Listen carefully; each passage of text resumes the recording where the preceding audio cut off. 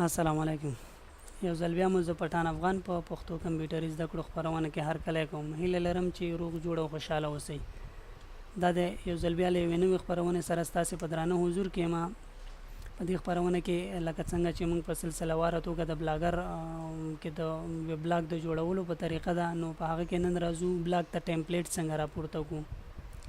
نو د دې دپاره چې بلاګ ته موږ یو کسټم ټیمپلېټ یا یو تیار ټیمپلېټ چې زموږ خوښ شوی وي هغه په خپل بلاګ باندې څنګه اپلوډ کړو. نو راځو بلاګر کې خپل بلاګ اوپن کوو.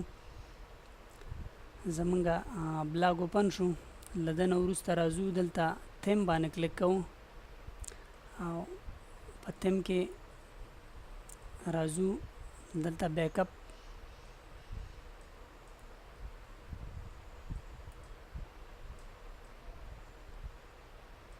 नेट लग मसरूफ है, सब मुश्किलात दी पके.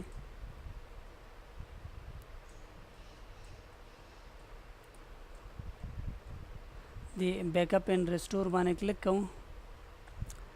उस लदे ज़या मंगा खपल टेम्पलेट रख लूँ. माँ तैयार है टेम्पलेट रखिस्ते दे तास्ता वे लिंक दर कमा तास कवले शे अगर आवाक ले बीटी टेम्पलेट पुनुम बानी वेबसाइट दे आगे उमूमन द ब्लागर द पार वड़िया ټیمپلیټ ورکوي. نو زه راځم دلته خپل ټیمپلیټ راخلم، تاسې ته هم ادرس در کوم، لینک به مې تیار شیر کړی وي.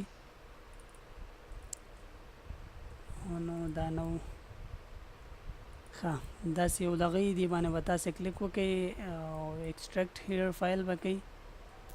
نو دا چې تیار ما سره دلته ایکسټریکټ شوی دی، نو بیا ځلې نه ایکسټریکټ کوم. دا د کریټ میګ اوپن کوم او په دې کې تاسې ګورئ دا ایگزیمل فایل دی، دې ځای کې لیکلی ګورئ دا ایگزیمل فایل به راواخلئ اوپن به کوئ.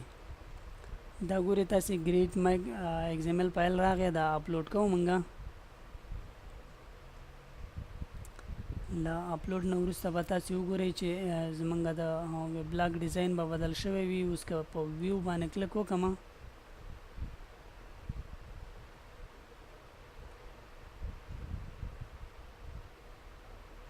تاسې ګورئ چې زمونږ د بلاګ ډیزاین بدل شو.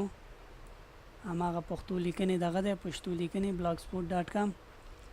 نو دا چې په دې کې مونږ دلته مینو بار څنګه جوړو، پوسټونه څنګه کوو، دا لیکنې څنګه پښتو ته اړوو او دلته د انځورونه څنګه تغییر کوو، نو دا به مونږ په راتلونکو خپرونو کې په دې باندې بحث کوو. او که چېرته تاسې غواړئ دغه ټیمپلیټ راواخلئ، نو ما لینک په هغې کې م ورکړی دی، تاسې بیا هم کولی شئ BT ټیمپلیټس دا ګورئ BTTemplates.com 2014 دا د بلاګر ګریډ میک به پکې ورکړئ، سرچ کړئ، دا به ډایرکټ تاسو ته راوړي. او که نه وي تاسې دا لینک د ډسکرپشن نه هم اخیستلی شئ. تاسو ګورئ زه یې دلته درته اوپن کوم.